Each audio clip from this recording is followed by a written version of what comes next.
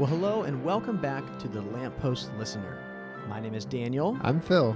And this is a podcast where we journey chapter by chapter through C.S. Lewis's Chronicles of Narnia.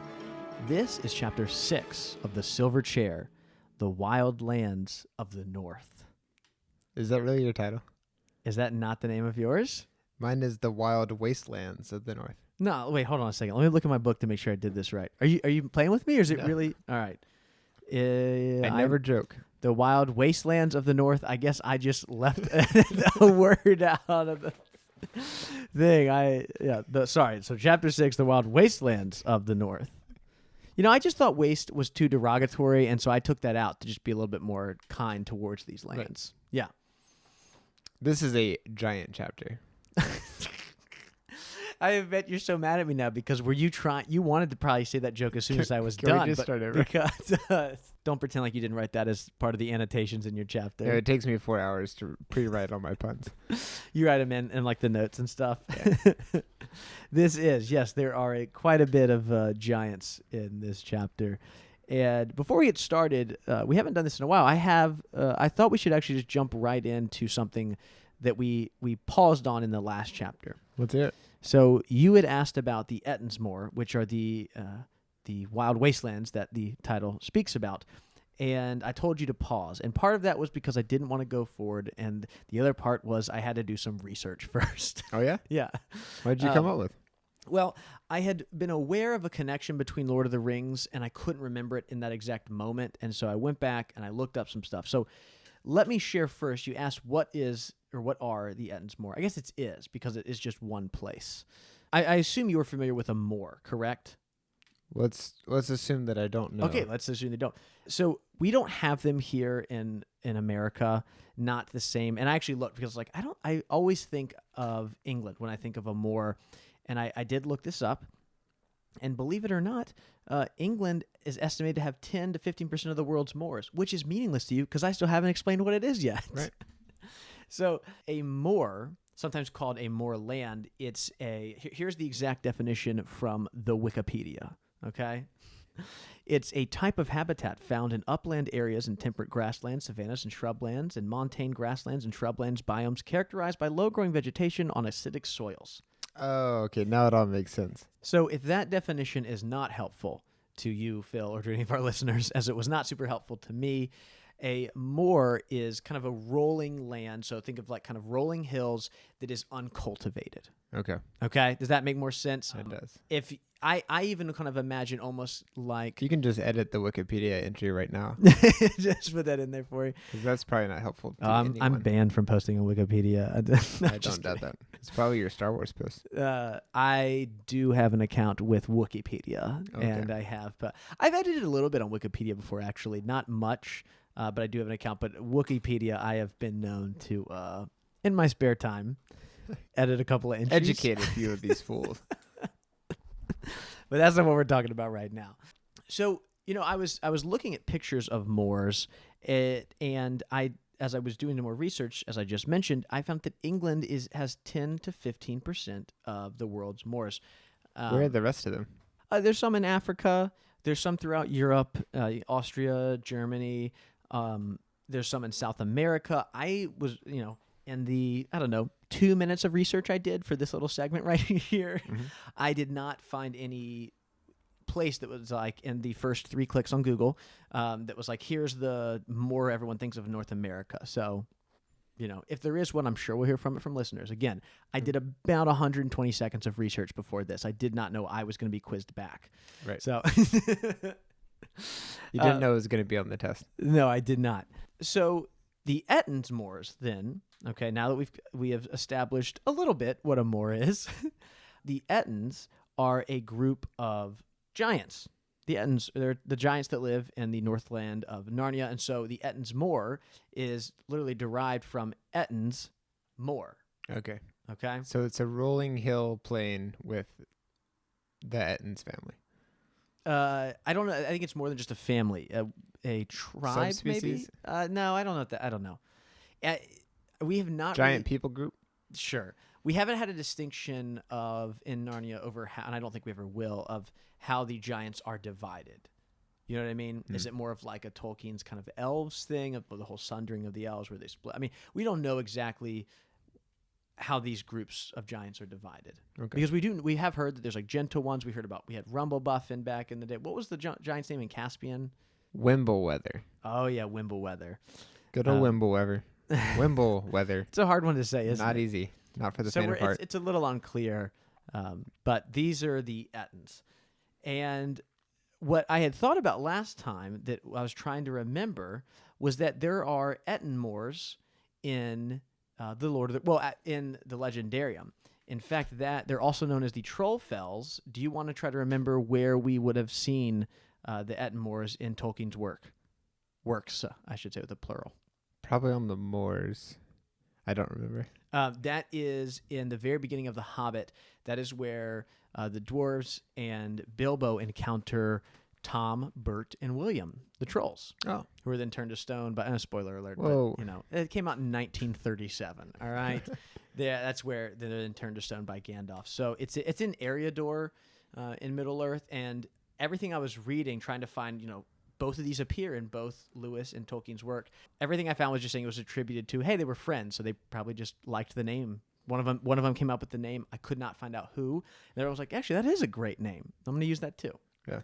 I have to imagine that Tolkien came up with it first. He has a very long track record of some pretty epic names. And also, just knowing Tolkien's relationship to Narnia, as much as he loved Lewis, I'm not sure how happy he would have been to just pull something random from Lewis's world. Yeah. Whereas Lewis would have been more than happy, like, that's a cool name, going in there. Doesn't matter if it fits or not. It sounds cool. That seems more likely. Yeah. So a little bit of I thought we'd just pick up with that since we had to end kind of on a cliffhanger. Mysterious, nice, a cliffhanger. You like that? Yeah, I was trying to be like you. The rock solid pun. Yeah. All right, well, we should go ahead and get started with this chapter. So in the last chapter, Jill and Eustace were introduced to Puddleglum, and the three of them prepared for their journey north toward the ruined city of giants. It is an even chapter, Phil, so you have the summary. Take it away. Eustace, Jill, and the Marshbeagle venture north, leaving the land of Narnia behind. At first, their journey is pleasant, but rapidly becomes much more difficult. They spot giants and have quite a horrible time walking past them, as rocks from the giants fly over their heads. After 10 days of cold and uncomfortable camping at night and long, tiresome walks by day, the land begins to change and slope downward to an even grimmer-looking land, with massive mountains beyond. Eustace spots a bridge, and rerouting toward it, they encounter a faceless suit of armor on horseback and a lady, who tells them of a castle of Harfang, which sounds restful and pleasant. This leads to a quarrel among the three travelers. The children insist on visiting Harfang, and Puddleglum reluctantly agrees, on the condition that they both promise not to mention Aslan or Narnia. So there's quite a bit of traveling here in this chapter that is capped off by an odd conversation with this woman and faceless person. Right. We'll get to that later, though. Yeah. How'd you feel about this chapter? The Dark Knight. How'd you feel about it? I really enjoyed this chapter, and when we write these summaries, we kind of go through. So we usually read the chapter at least twice, and then I go through again and try to pick apart the main parts. You write in your puns. You go back. I go and I notate all my puns.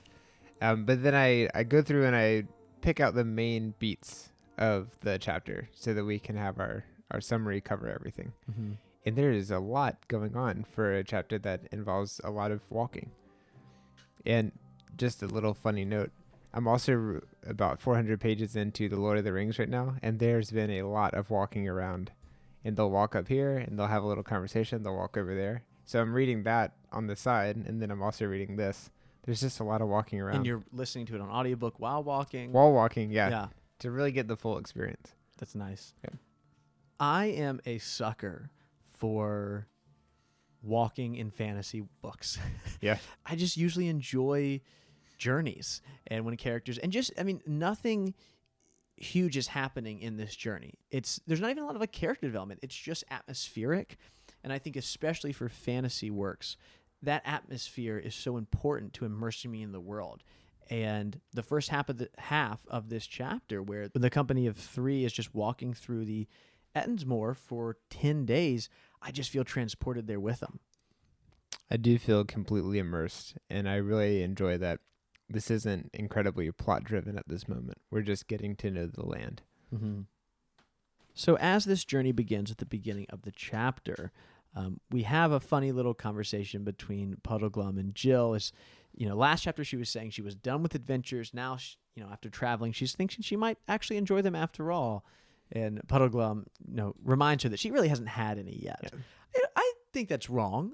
She's had an adventure. She's flown on an owl. Right. I think She's been he's blown not off counting. He's not counting the stuff that's happened I know before. that, He's yeah, saying yeah. that we, as this new group of three, I- but it is a great conversation stopper. We haven't had any yet. Yep.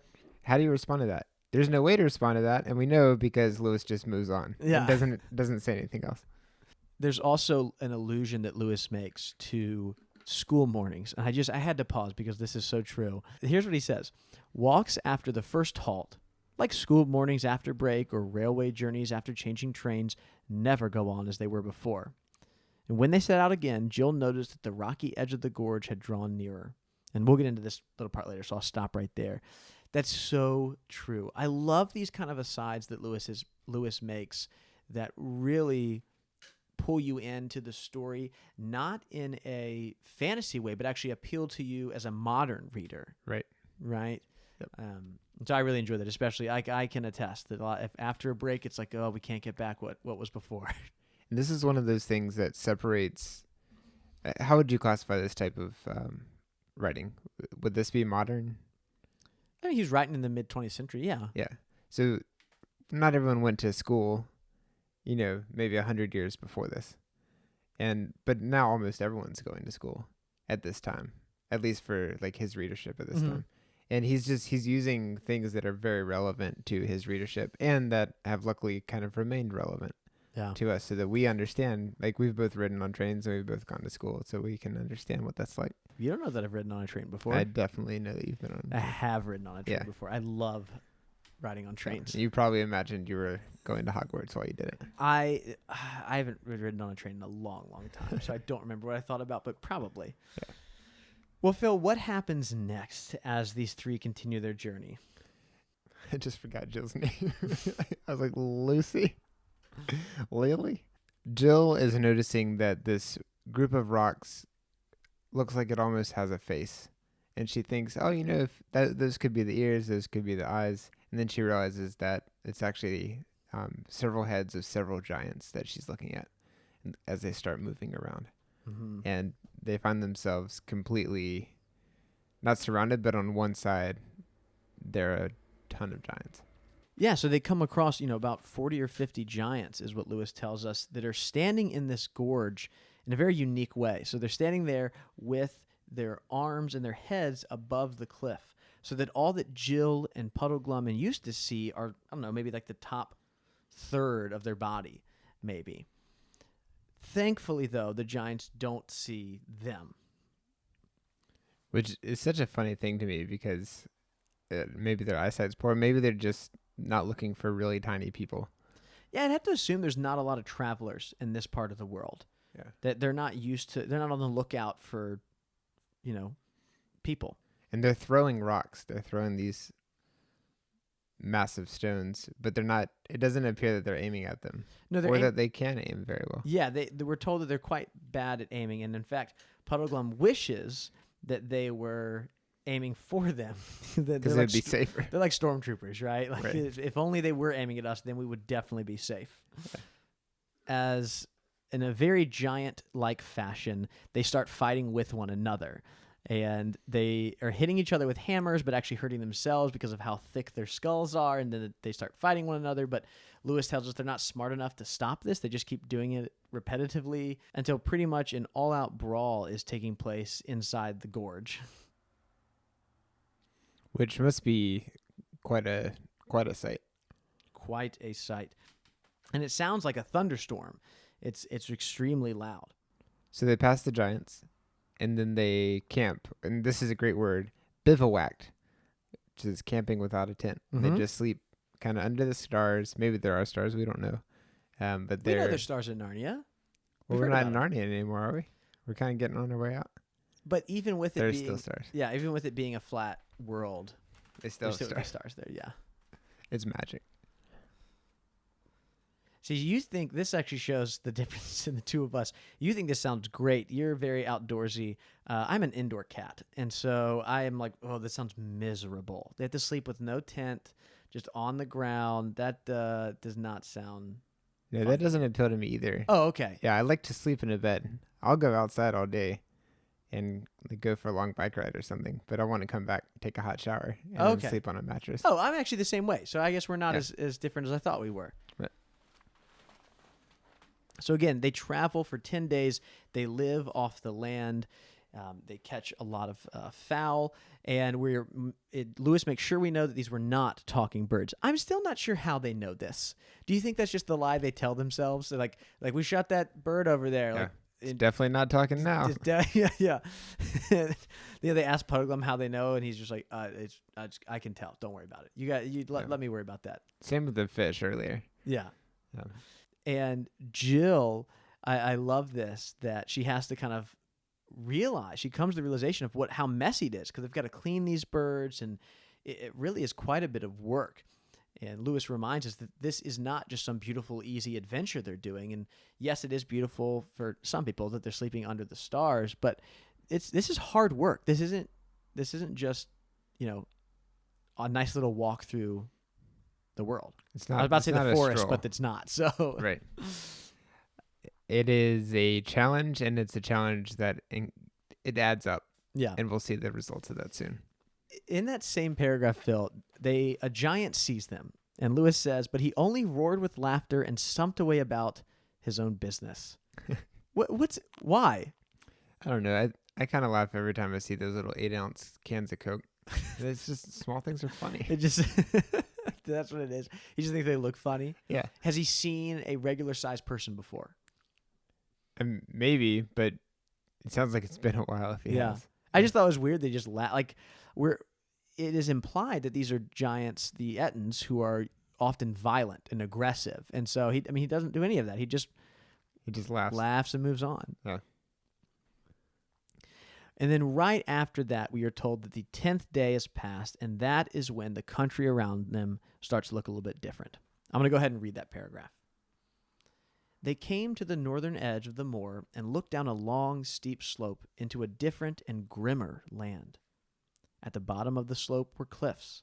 Beyond these, a country of high mountains, dark precipices, stony valleys, ravines so deep and narrow that one could not see far into them, and rivers that poured out of echoing gorges to plunge sullenly into black depths. Needless to say, it was Puddleglum who pointed out a sprinkling of snow on the more distant slopes. And not just that there's snow, but there's probably more on the other side. Yeah, that's exactly what he says. I have had this, feeling at the first half of this chapter of this beautiful area that they are walking through, and they're not really seeing much. They've seen a couple of giants, some fight and some laugh, but it has just been like it was described back in the last chapter in the marsh. It's lonely, but it's beautifully lonely.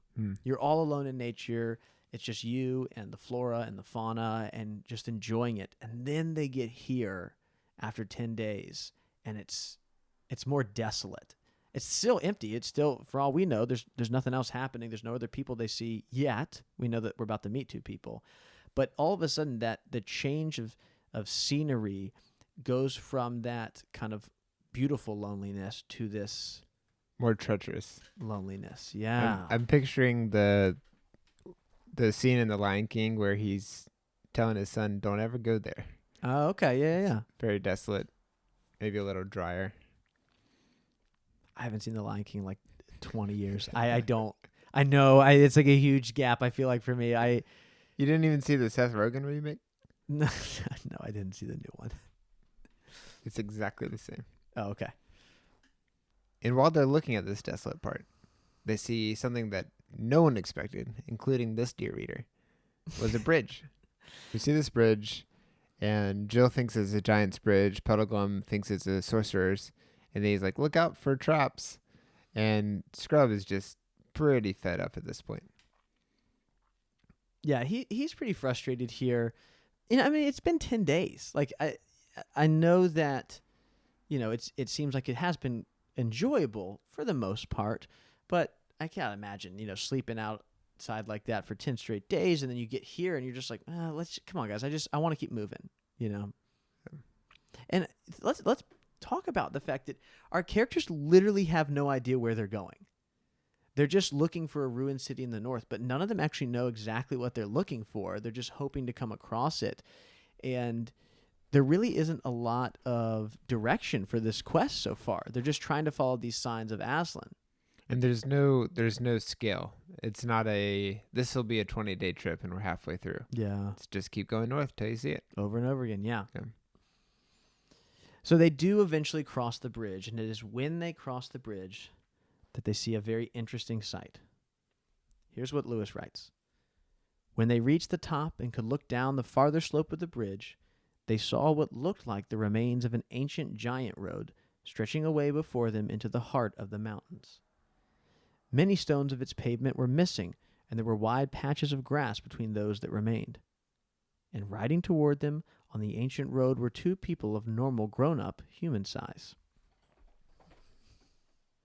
And once again, Puddleglum is wary that they might be enemies. Which makes sense here. That's not even like a pessimistic thing. I mean, you don't know who you're meeting out here. Right. I think that makes sense. Yeah. Is that what it's like in Montana? No, not at all. Now you're going to insult our listeners in Montana. Both of them. No.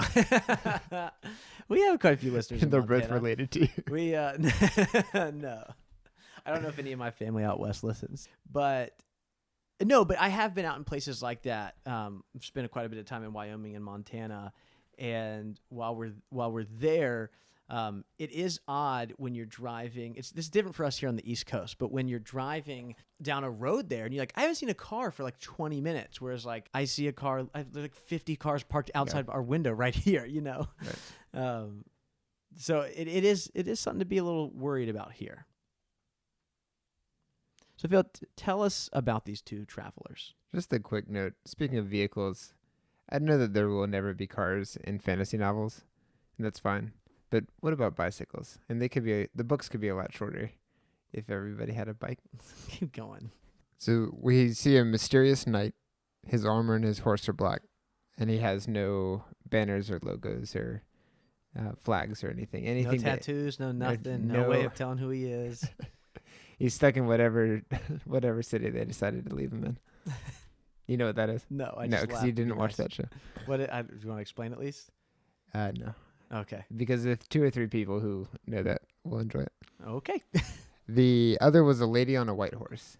And this horse is described very lovely in that you want to kiss it on its nose and give it a lump of sugar at once. Do you know what a lump of sugar is? Is this a trick question? Well, like a lump could be like a little round mold thing, but this is like a sugar cube. Yeah. Yeah. But that's what? Yeah, I thought that was the only thing it could be here. Hey man, not everyone's read a bunch of British literature like you. You know that British people aren't the only people who have horses, right? No, lumps of sugar. Oh, okay. Yeah. And the lady is described as very beautiful and even more lovely than the horse itself. And she also really rolls her R's, and it seemed very important to include all the R's that she pronounces in this part. Which is why I'm not going to read her. Oh man, I was really hoping you'd do that. I don't know how to roll my R's. I really struggled in Spanish. So they, probably to Puddleglum's dismay, they say that they're looking for the ruined city of giants. Yeah, this seems stupid. This does not seem like a good idea here. Am I? To tell them where they're going? Yeah, we don't know who we're... so at this point, they are going north. They know they're looking for a prince who disappeared, and now they've come across people who are at best questionable. Mm-hmm. Like, this is odd. The guy doesn't have any... he's not got any band or anything. We can't see him, and they're in a place where they probably shouldn't be, or at least are unexpected to be. Yeah. So then to be like, hey, we're trying to do this thing, it just doesn't seem... I don't think you need to lie necessarily, but they seem to just be giving out too much information here. So you're more on Puddleglum's side. Oh, absolutely. I think they're being foolish here. So the lady here, she tells them she's not familiar with a ruined city of giants, and that she's never met anyone who's even told her about this before. But she is aware of the castle of Harfang, where there's gentle giants. And feasts. Yeah, lots of feasts, and they're civil and they're courteous. And she's like, you should go check this place out. And she says that they'd be wise to either winter there or just tarry for a bit, just spend a little bit of time there.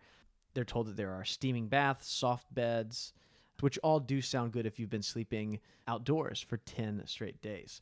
And on top of all that, she tells them about the food, that there's food 4 times a day on the table.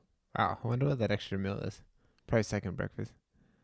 Oh, that's actually better. I was thinking maybe like a late night, like a 9, 10 p.m. Late night snack, leg of lamb or something. Yeah, that's what I was thinking. But I actually like your second breakfast better. Maybe both. Maybe it changes each day. So Eustace and Jill are overwhelmed with excitement for Harfang. They are really, really excited. Enraptured might be the best way to describe. I mean, they're just like every single alarm in their head that should be at least just saying, let's be cautious here. I mean, we don't know what's going on here. Maybe this is just a fine thing, but they are being probably foolish here. Yeah. Is that how you feel? I mean, we talked a little bit before the episode went on, but I do, and what makes it difficult is Puddleglum's trying to be a voice of reason and saying we don't know much about her, but now all his pessimism has kind of destroyed any chance he has of convincing them. If he had been really upbeat and positive about everything, it'd be a different story. But they're already sick of hearing his pessimism, and so they don't even listen. It doesn't make it through. Yeah, at all. He's become the Marshwiggle who cried wolf at this point because right. he or what the classic children's what tale. What would it be? He doesn't cry wolf. He's the Marshwiggle who cries enemy giant. I don't know what the Narnia equivalent would be. I mean, they have wolves in Narnia. We've met them, but no, we've even met like Malgrim was a wolf. Yeah. But werewolf. Oh, sorry, wolf. Wolf. Yeah. Oh man. Keep emailing until he fixes it completely. So yeah, you're having not read further. You're still of the opinion that this is silly what they're doing here. It's a little foolish. They should stick to their goal. Yeah. Well, let's pause here because I think there are some takeaways for us. There are some points of application for us as readers, especially from a Christian perspective here, because the children have been given 4 signs, Jill especially, but she's now communicated them with Eustace as well too. They're supposed to say them when they wake, when they sleep. I mean, we talked with Jared back at the beginning of this season about some ways where they're kind of like the law that's given to the Israelites. And they've already struggled enough. But then as soon as they hear about some comfort, something that would kind of please them, now it's all completely thrown away. Goes out the window. I mean, how often? I mean, they're distracted by their own comfort and pleasure, and I can relate to that, right? This thing I'm supposed to be doing, this law I've been given, this instruction, long term, like happiness type thing, following what Aslan told you to do. All of a sudden, you talk about some comfort when I've had 10 days that have been tough. I'm going for that, right? And even though I'm reading this in a warm bed at night, and then I thought you meant right now. I was I don't know if that's true, buddy. No, it's not. But having a full belly and then being very comfortable, it's one thing to be, they should listen, they should stick to the plan. Oh yeah. But man, after 10 days of sleeping outside with just a couple blankets, and not even they haven't been able to eat the bacon yet. They're eating fowl. Yeah. So I do think there is a reminder for us as readers that we need to be cautious ourselves, that we don't fall into this same kind of trap of just seeking our own comfort all the time. And not that comfort is bad. It's not inherently bad, but it can lead us astray. So then we get the name of this woman, not a name, but her title. She is the Lady of the Green Curdle. Which is an odd name. What do you think a green curdle is? That is when bad milk gets worse. So she's the bad milk. Do you actually know what a curdle is? I didn't, or was just. I don't. Oh, okay. I think it's in the Olympics though. It's. Do you have any more before I give you the real definition? It's what you do with a barbell. Oh, curl. It took me a second. A kirtle, if you look at pictures of it, it looks quite medieval, right? It is kind of a woman's outer gown, maybe it might be a good way to say it. I'll put a link in the description in case there's anyone who's not familiar with the kirtle. It's not something you really see past the 1600s, kind of past the Baroque period, but it became quite popular in the late Middle Ages. So I get to see that, as a teacher of medieval history. I'm a little bit familiar with them. So she's saying it's odd that she's describing herself as the lady of this, like, I guess she only can wear one piece of clothing, because if she changes and wears a different color, no one's going to know who she is anymore. Yeah. Did you get a chance to look up what a kirtle is? I'm tracking now. Now, all right. And you kind of see that in one of Baines' illustrations here. So it's not a place. When I first read this as a kid, I 100% assumed that it was, yes, the land of Kirtle. She's from the land of Kirtle, right? Just the layer of spare and that, Right. But no, it's kind of like a medieval dress might be the easiest way to explain it here. Not any of the funny jokes that you said, which I think we all appreciated. But yeah, I think this is just a little silly. Like, is no other woman allowed to wear, like, would they be confused? Is she just famous for wearing this green kirtle? I don't know. It just doesn't make sense to me. It sounds a little bit, and keep in mind I have no idea what the next chapter holds, but it sounds a little bit like she just made something up. Like when you're making something up on the spot. And I'm the lady of the kirtle. Yeah, she's looking around. We don't get that in just reading it ourselves. She's like, oh, the lady that she of the green kirtle right. Salutes them by you and sent them to fair southern children for the autumn feast. I wonder how much the children would know. Like, Eustace has a little bit more of a chance of knowing what a kirtle is, but they're probably not covering medieval history in their what's the name of the school? Experiment House. Experiment House, yeah. The Experiment House, which again, just what a terrifying name for a school. Right. So then this goes on a little bit. They talk a little bit longer, and it is time for the Lady of the Green Kirtle and the Silent Knight. They take off. And then an argument ensues. Tell me about it. Puddleglum wants them to not go to Harfang because he's like, we don't trust this. We don't know that we can trust the source. And the children definitely want to go. Mm-hmm. And so they argue for a while, and then they end up deciding that they will go, but on the condition that they don't mention Narnia or Aslan at all. Exactly.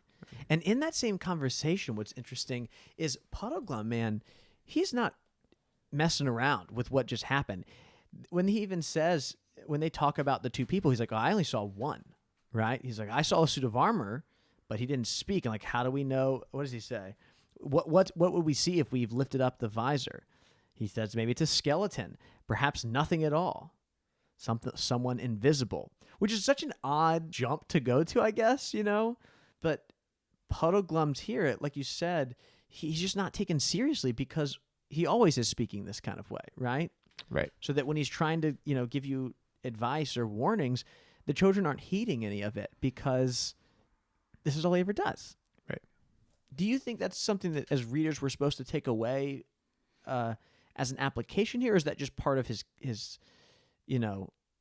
just the fun of his character? I do think it's mostly fun, mm-hmm. but I do think there's a little bit of just no character is going to be perfect, right? Just like none of us are going to be perfect. Mm-hmm. And so except Aslan, but yeah. Right. Yeah, he'll be perfect. Well, so far. You don't know what happens in the next books. That's right. But I have a pretty good guess. Yeah. I just think that the children are still responsible for the decisions, and they're responsible for forgetting mm-hmm. The 4 signs that they're supposed to be looking for. But you can definitely see how all these factors make it less likely that they will. Yeah. Is Puddleglum a leader here? Is he supposed to be the leader, or is there no leader? Is Jill the leader? I mean, should Eustace be? He's the only one who's been here, but I guess Puddleglum lived here his whole life. But yeah, I feel like the children are both leaders, and Puddleglum's a guide or a help. And he could have insisted that they not go there, and just refused and stopped. But I think that he also is a little bit playing the role of a guide who's sometimes you need to let them fail Mm-hmm. or do something that's not the best idea so that they'll learn. I mean, you seem pretty sure that they're walking into something that is not good. It's a trap. Okay. Yeah. You can't say it without a straight face. Nope. Do you want to do the voice? I do, but I'm not. Okay. That's his thing.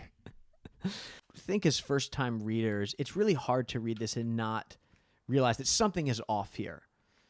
One, by the way that Lewis writes it, and two, by, the guy who's from Narnia saying, hey, I think this is a trap, or I think this is bad. So that is a subtle yet effective hint. mm-hmm. So they do continue on for a little bit longer. Lewis points out to us that they never talked about Narnia. They didn't even think about the Lost Prince anymore. That instead, all they were thinking about is the good times to come at Harfang. And as they continue on, they do eventually come into sight of Harfang. Now, we didn't mention this earlier, but the Lady of the Green Kirtle does tell us that there's a very specific rule at Harfang, which is that they close the doors sometime in the afternoon. They do not open them. It's their custom to not open them again until the following day. So I am so glad you brought this up. Okay. Have you ever been to a store that closes in the middle of the day? Like a restaurant that closes at 2? And like opens back up for dinner? No, Or just never closes open. at 2? It's just open. I don't know. Yeah, it's Probably, really frustrating. But And there's a couple this brunch place places. sounds like that. Well, that's brunch. Yeah, that's You can't different. expect brunch at 5 unless you're going to IHOP. I saw that face. There goes that sponsorship opportunity. Now we're never going to get IHOP to sponsor us. It's IBOP or IHOB. No, I don't understand. I'm skipping over. they tried burgers for a while. One of the greatest things, someone said, "Hey, Wendy's, they're trying to sell burgers on your block." They said, "We're not really scared of a place that decided pancakes are too hard." Yeah, and that will never get hype. Well, I'll take a Waffle House sponsorship. Yeah, Waffle House doesn't pretend to be good. That's why you like it. So they can't get in because, like a restaurant, they have closed down, or like some restaurants that Phil doesn't like, they've closed down early, and they decide to sleep in sight of Harfang, and that's where the chapter ends, with them knowing that, hey, quite soon we'll be able to make it to Harfang. Right. And even though they wake up, the fire's gone out and it's super cold, they're looking forward to hot baths tonight. Mm-hmm. And that's where the chapter ends. Listener feedback time? I mean, I don't have anything else to say, so I guess so, yeah. It's an abrupt ending, and I really want to go on more and talk about what happens next, because... That sounds really difficult. I know. You've already read the next chapter. I have. All right. Well, let's get into some listener feedback. We actually have 2 emails today. I've got the first one, and Phil, you have the second one. So I'm going to go ahead and read our first email from Angelia. And she writes, Dear Daniel and she said Dear Phil and Daniel. All right. Actually, do you want to read your email instead? Yeah. No, I'm just hey, kidding. Phil and Daniel. No. I'm just kidding. I'm just kidding. The same thing. All right, so here's what Angelia writes. She says, Dear Phil and Daniel, thank you for your podcast. I've been wanting to reread the books for years, and I am so glad that I can reread alongside you guys. I greatly enjoy your discussions. Both of you have very interesting things to say and sometimes bring up themes that I hadn't even thought of. I've been listening to you at work, and you help the day go by a lot faster. That's very nice. That's a great start. I really do. We talk a lot about this show being entertainment first and foremost. Like, we do like diving into the books, and there are takeaways and stuff, but we want our listeners to just enjoy their time in Narnia. Yeah, it's encouraging to have that affirmed. Yeah. She continues to write, You always ask your guests how they first discovered Narnia, so I thought I'd share with you my story. I have dyslexia, which made it extremely difficult for me to read as a kid, especially for pleasure. My fraternal twin sister always had her head in a book, while I just couldn't seem to motivate myself to read. I had trouble visualizing and fully comprehending the words on the page, and struggling through a book was not something I found entertaining. Then one day in middle school, my youth group went to see the Prince Caspian movie in theaters. I was greatly inspired by the faith-based themes and the characters' growth in their faith.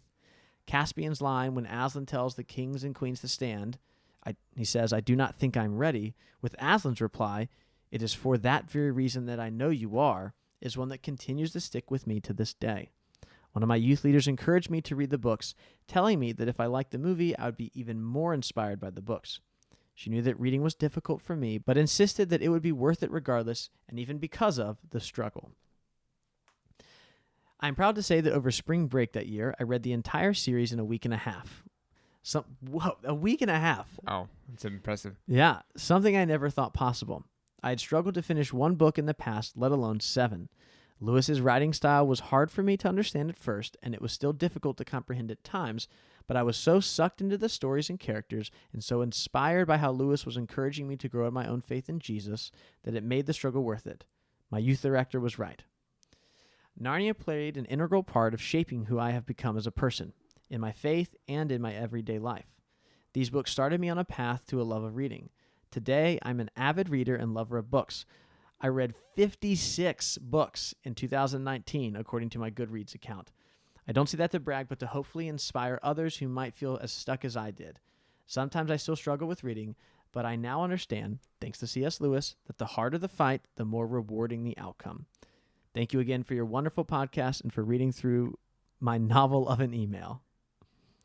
Your avid listener, Angelia. Angelia, that is Whoa, Phil. There's a P.S. here, okay? Wait a second. She wrote, my favorite book is The Horse and His Boy. It's the most inspirational to me. Edmund is my favorite character overall, though. Okay, now you can talk. Thank you.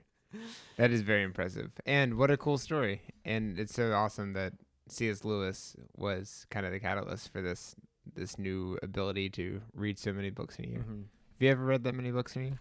In a year? No, I've not read 56 books in a year. That's impressive. I've read... No, there's not. No, not close. I was trying to think. No. I love hearing from listeners. I love stories like this. I love hearing different ways that people have encountered these books. You know, for people who, get frustrated that the books or the movies are not exactly like the books and stuff. And I mean, look, here's a time where someone saw the movie first and was then drawn to the books. And so again, I've always said that about adaptations, that if it's pointing people to the source material, it's really not going to upset me, you know? So this is such a great email and such a great story, inspirational, and I really appreciated that. Yeah.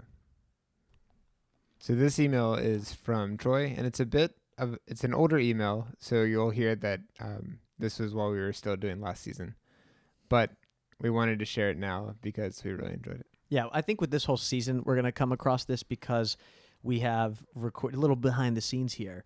We've recorded a lot at the beginning, and then we took a big break because of the baby, and you're planning your wedding and everything, and so a couple of we have actually quite a big inbox right now, and so we're slowly going to make our way through it, but it's going to take a little bit of time. Right. So this is from Troy. Hey, Phil and Daniel. I really enjoyed your most recent podcast. It is getting better and better, and it shows how you guys are really coming into your own. As you were discussing your last episode, you were talking about the beauty and strangeness of these underwater people and why they aren't mermaids. Daniel, I think, got closest to it, but came up just short of the larger point. Oof. Hey, it's still better than what you said about you. I'm just kidding. Keep going. Lewis does actually bring mermaids into the Chronicles in the very last chapter of The Lion, the Witch, and the Wardrobe. He could have very easily inserted them here and maintained mythopoeic consistency, but I think he chooses not to, for the reason Daniel mentioned. He is trying to bring in even more of an otherworldly sense. The point is not to make it otherworldly, but to, as Jerry Root calls it, awaken desire for something other than our world. As the Narnians travel further east, they encounter more and more otherworldly things, and in turn we are supposed to want even more otherworldly things.